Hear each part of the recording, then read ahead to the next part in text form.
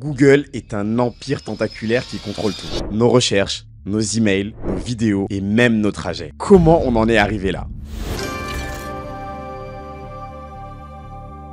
Pourquoi aucun concurrent n'a pu les arrêter? Google, c'est une histoire de domination totale, mais aussi de controverses, de scandales et de secrets bien gardés. Vous pensez peut-être que Google a simplement eu de la chance ou qu'ils étaient les premiers. Détrompez-vous, leur ascension est bien plus sombre et complexe que ça. Et aujourd'hui, on va lever le voile sur les stratégies, parfois géniales et parfois critiquables, qui leur ont permis de rester au sommet depuis plus de 20 ans. C'est parti!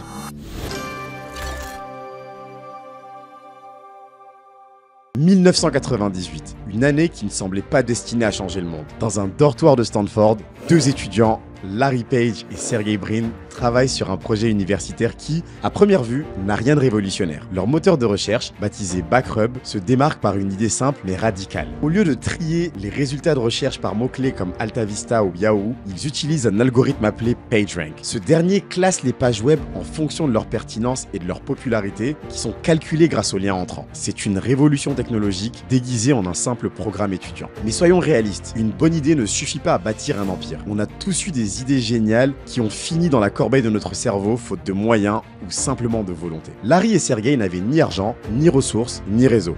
Du coup, vous vous demandez peut-être comment ces deux jeunes inconnus ont réussi à surmonter ces obstacles. Spoiler, avec une dose de talent, certes, mais surtout de timing, d'audace et de quelques coups de poker bien placés. À leur début, Larry et Sergey sont loin d'être pris au sérieux. Leur projet est jugé trop complexe et beaucoup de personnes doutent de son potentiel commercial. Mais à force d'insister, ils vont réussir à convaincre Andy Bechtolsheim, j'espère que je prononce bien son nom, un des cofondateurs de Sun Microsystems, qui était un constructeur d'ordinateurs et un éditeur de logiciels, qui va leur signer un chèque de 100 000 $ après une démonstration improvisée sur le capot d'une voiture. Storytelling ou véritable histoire, ce qui est sûr, c'est que ce montant à l'époque, tout de même dérisoire dans l'univers de la tech, va leur permettre de transformer leur projet étudiant en une vraie entreprise. Ce premier chèque va ouvrir la porte à d'autres investisseurs, mais ce n'est pas suffisant. Les deux étudiants doivent encore se différencier dans un marché qui est saturé, et c'est là que leur vision va changer la donne. Pendant que leurs concurrents comme Yahoo et Lycos ajoutent des services à leur portail, météo, email et même jeux, Google va adopter une stratégie radicalement différente. La simplicité. Une page blanche, un logo minimaliste, une barre de recherche et rien d'autre. Résultat, un chargement rapide, une clarté inédite et une expérience utilisateur qui va être inégalée.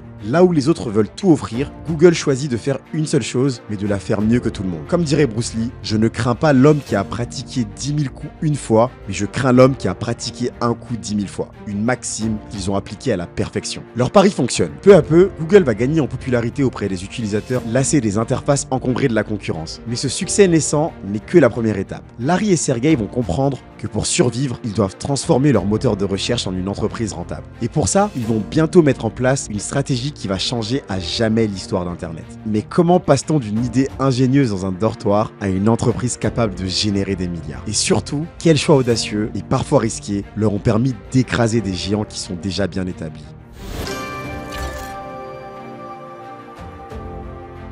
En seulement quelques années, Google ne se contente pas de devenir un autre moteur de recherche. Il devient LE moteur de recherche. Un mot va même entrer dans le langage courant. Google ou googler en français. Larry Page et Sergey Brin ont transformé une simple idée en un outil si incontournable que même leurs concurrents commencent à l'utiliser. Leur secret tient en deux mots, simplicité et rapidité. Mais attention, derrière cette façade minimaliste se cache une stratégie redoutable. Google ne se contente pas d'attirer les utilisateurs. Ils ont appris à monétiser chaque clic. Et c'est là que leur génie et leur vision commerciale va entrer en jeu. Nous sommes en 2000. Internet est encore un Far West numérique où la publicité en ligne est un pari risqué. Les bannières clignotantes, omniprésentes sur les portails comme Yahoo, exaspèrent les utilisateurs sans réellement convaincre les annonceurs. Google, lui, va prendre le problème à contre-pied en lançant une innovation, AdWords. AdWords, c'est un concept révolutionnaire. Au lieu de payer pour des publicités affichées au hasard, les annonceurs ne payent que lorsqu'un utilisateur clique réellement sur leur annonce. Mais mieux encore, ces annonces sont ciblées et apparaissent uniquement en fonction des recherches des utilisateurs. Par exemple, si vous cherchez hôtel à Paris, vous verrez des publicités pour des hôtels parisiens. Une idée simple en apparence, mais qui transforme Google en une machine à générer des milliards de dollars. Ce succès n'est pas dû au hasard. Google comprend vite que son véritable trésor, ce ne sont pas ses résultats de recherche, mais les données qu'il collecte. Chaque clic, chaque mot-clé, chaque interaction est analysée et va permettre de rendre ses publicités encore plus efficaces.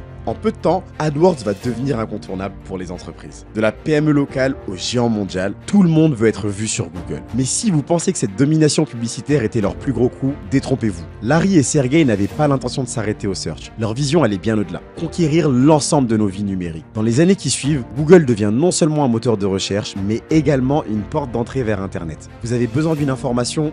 Google. Vous recherchez une adresse? Google. Vous voulez vérifier vos emails? Encore Google. Cette omniprésence n'est pas un hasard. C'est le fruit d'une stratégie méticuleusement orchestrée pour faire de leur moteur de recherche le point de départ de chaque interaction en ligne. Et ce n'était qu'un début. En parallèle de leur domination dans la recherche et la publicité, Google préparait son véritable coup de maître. Sortir du monde du search pour s'attaquer à d'autres industries. Et pour ça, ils allaient déployer une stratégie redoutable. Acheter tout ce qui pouvait devenir une menace ou une opportunité. Leur prochaine phase allait être une expansion tentaculaire que personne ne pourrait arrêter.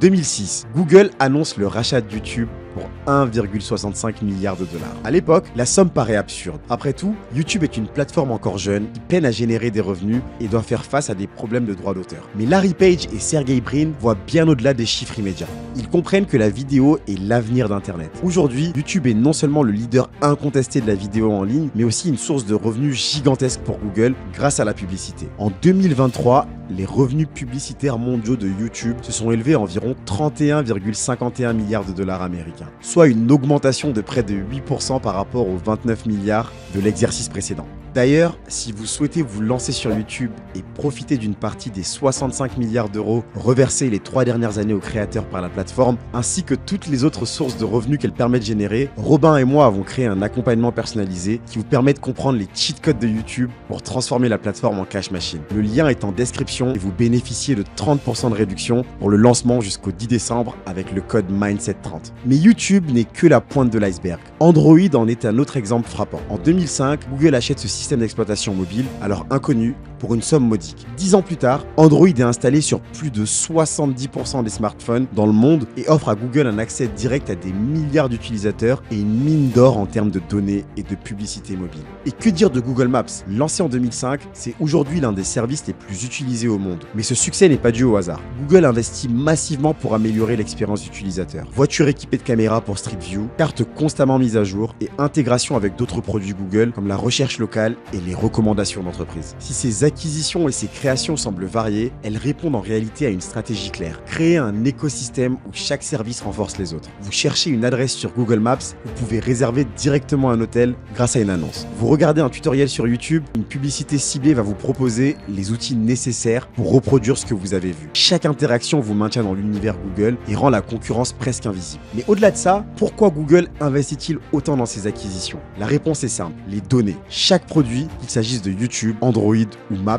génère des quantités massives d'informations sur les utilisateurs. Ces données, combinées, permettent à Google d'améliorer ses services et de rendre ses publicités encore plus efficaces. Plus vous utilisez leurs produits, plus ils apprennent sur vous et plus ils gagnent d'argent. Mais cet appétit insatiable a un revers. Derrière ces succès éclatants se cachent des pratiques controversées. Google donne l'impression de ne laisser aucune place à la concurrence. Et que se passe-t-il lorsque les entreprises ou des régulateurs tentent de freiner cette expansion? À ce stade, il est clair que Google ne se contente pas d'innover. Il absorbe, il domine, il écrase. Mais à quel point leurs méthodes sont-elles éthiques? Et surtout, jusqu'où sont-ils prêts à aller pour protéger leur empire? La réponse, vous allez le voir, est loin d'être rassurante.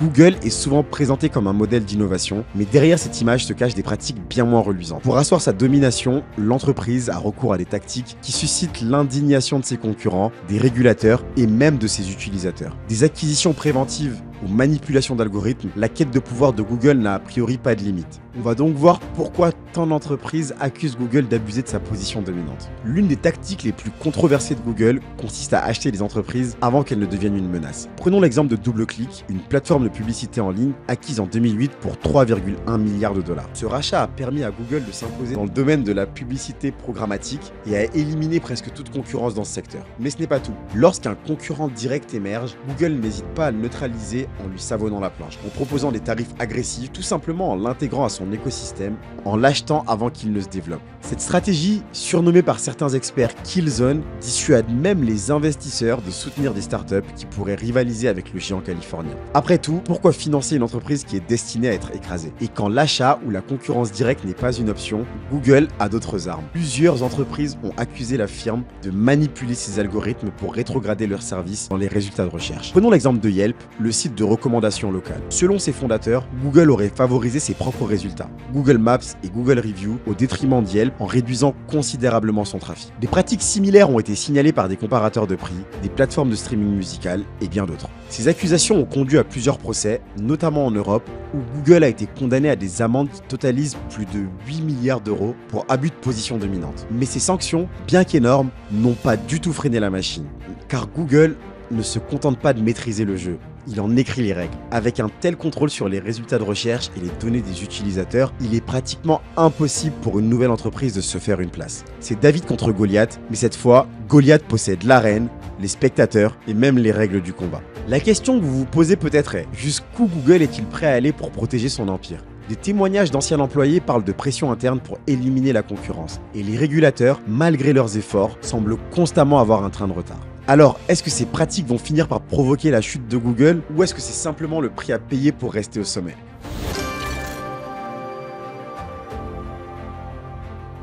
Face à la domination écrasante de Google, plusieurs entreprises ont tenté de riposter. Yahoo, autrefois le roi des moteurs de recherche, a essayé de rivaliser en développant ses propres algorithmes et en multipliant les acquisitions stratégiques. Mais leur échec à se concentrer sur l'innovation technologique, contrairement à Google, a scellé leur déclin. D'ailleurs, je vous en parlais dans la vidéo dédiée à Yahoo que vous retrouverez en description. Ils ont refusé d'acheter Google pour 1 million de dollars au début de l'aventure, ce qu'ils doivent certainement regretter encore aujourd'hui. Bing, lancé par Microsoft en 2019, représente une autre tentative notable. Malgré des investissements énormes et des améliorations significatives, Bing peine encore à dépasser 10% de part de marché, alors que Google reste solidement ancré autour des 90%. Bon, là, en étant honnête, Google est tout simplement bien meilleur que Bing à mon avis. Mais ce ne sont pas seulement les moteurs de recherche qui ont tenté de défier Google. Facebook, par exemple, s'est aventuré sur le terrain de la publicité en ligne pour concurrencer Google Ads. Bien que Facebook connaisse un certain succès, Google reste le leader incontesté en contrôlant près de 30% du marché publicitaire mondial. Amazon a également tenté de concurrencer Google, notamment dans le domaine de la recherche de produits. Leur approche est différente. Ils se concentrent sur l'expérience utilisateur pour les achats en ligne. Pourtant, même Amazon n'a pas réussi à détourner suffisamment d'utilisateurs pour menacer sérieusement la suprématie de Google dans la recherche globale. Lorsque les entreprises échouent, les gouvernements tentent de s'en mêler. Les États-Unis et l'Union européenne ont intenté plusieurs procès antitrust contre Google, l'accusant d'abuser de sa position dominante pour écraser ses concurrents. Mais ces procès, bien que médiatisés, se heurtent tout le temps à une réalité économique. Google est profondément enraciné dans notre quotidien et ses services sont devenus presque incontournables. Prenons l'exemple du procès de 2020 aux États-Unis où le ministère de la Justice a accusé Google de conclure des accords exclusifs pour être le moteur de recherche par défaut pour des navigateurs comme Safari ou des appareils comme l'iPhone. Bien que cette affaire soit toujours en cours, l'histoire montre que ces procès, même en cas de condamnation, n'ont que peu d'impact sur la domination réelle de l'entreprise. La réponse réside dans l'énorme avantage que Google possède, les données. Avec des milliards d'utilisateurs, Google dispose d'une richesse d'informations que personne ne peut égaler. Ces données alimentent non seulement leurs services, mais aussi leurs algorithmes publicitaires et créent un cercle vertueux où plus d'utilisateurs signifie plus de données et plus de données signifie des produits toujours meilleurs. Mais même un empire aussi solide n'est pas invincible. Les rivaux qui échouent aujourd'hui pourraient devenir des menaces demain. Et parfois, la plus grande menace vient de l'intérieur. Google pourrait-il être victime de son propre poids ou d'une révolution technologique imprévisible? La réponse se trouve peut-être dans les nouveaux défis de l'entreprise qu'on va explorer ensemble dans le prochain chapitre.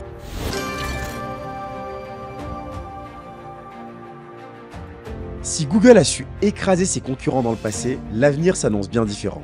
Aujourd'hui, de nouveaux acteurs redéfinissent les règles du jeu. TikTok, par exemple, détourne les utilisateurs, notamment les plus jeunes, de YouTube avec des formats courts et addictifs. Amazon, de son côté, s'impose comme le premier réflexe pour des recherches de produits, un domaine où Google était autrefois roi. Et enfin, OpenAI et ses outils d'intelligence artificielle, comme ChatGPT, changent notre manière de rechercher et d'interagir avec l'information. Mais pour ChatGPT, je vous réserve une vidéo dédiée car le sujet est trop dense et trop intéressant pour en parler en détail ici. De plus, ces menaces extérieures ne sont pas les seules préoccupations de Google. Une lutte plus insidieuses se déroulent en interne, les tensions autour de l'innovation et des priorités stratégiques pourraient s'avérer tout aussi dangereuses. À mesure que Google grandit, son agilité diminue. Des projets autrefois audacieux comme les Google Glass ou le ballon Internet de Project Loon sont abandonnés ou peinent à convaincre. Vous vous demandez pourquoi? Parce que l'entreprise se retrouve enfermée dans son propre modèle économique, la publicité. Tant qu'une innovation ne promet pas d'alimenter leur machine publicitaire, elle est reléguée au second plan. Cette obsession du profit court-termiste pose un problème. Pendant que Google perfectionne ses produits existants, ses concurrents investissent massivement dans les technologies disruptives comme l'intelligence artificielle générative ou la blockchain. En d'autres termes, Google risque de se faire dépasser là où il s'y attend le moins. En parallèle, les gouvernements du monde entier resserrent l'étau. Les régulateurs s'inquiètent de la collecte massive de données et des monopoles de Google sur certains marchés. L'Union européenne en particulier mène la charge avec le Digital Market Act qui pourrait forcer Google à rendre ses services interopérables avec ceux de ses concurrents. Ces régulations pourraient ralentir, voire renverser leur domination dans des secteurs clés. Mais la vraie menace ne vient pas seulement des régulateurs. Avec des scandales récents sur l'utilisation abusive des données et une méfiance croissante des utilisateurs envers les grandes entreprises technologiques, Google pourrait perdre ce qui a toujours été son atout principal, la confiance du public. Pour survivre à ces défis, Google devra faire un choix crucial, se réinventer ou risquer de devenir un géant dépassé. Ça pourrait signifier une diversification plus poussée, avec des paris plus ambitieux sur des secteurs comme la santé, la fintech ou encore l'intelligence artificielle avancée. Mais ça implique aussi de prendre des risques qu'ils ont plutôt évités jusqu'ici. Alors, est-ce que Google parviendra à réconcilier ces forces opposées ou s'effondrera-t-il sous leur poids, comme eBay dominer son secteur avant qu'un petit concurrent, Amazon, ne débarque et détruise totalement son monopole avec une stratégie jamais vue auparavant, comme je vous l'expliquais dans la vidéo qui s'affiche?